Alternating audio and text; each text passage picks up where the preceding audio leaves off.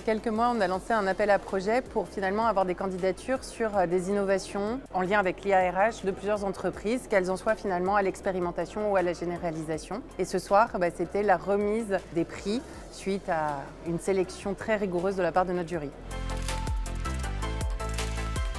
Je pense que les DRH ont pris, comme tous les autres métiers, l'IA par l'angle du gain de productivité, tri de CV, génération de documents, beaucoup de choses qui leur ont fait gagner du temps. Et pour autant, il faut qu'ils soient aussi dans l'accompagnement de la transformation globale que l'IA amène sur les métiers dans l'entreprise. Et donc, il faut aussi trouver cet équilibre entre les deux.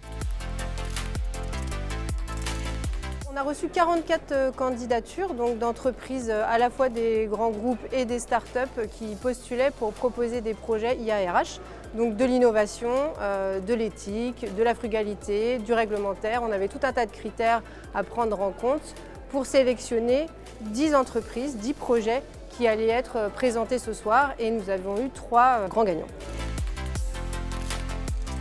Je pense que c'est un type d'événement incontournable puisque ça permet de prendre la mesure, ça permet de prendre le pouls et l'IA est une technologie qui évolue en permanence, donc on doit être en permanence en train de se tenir au courant, les meilleurs usages, les meilleures façons, l'innovation, c'est primordial.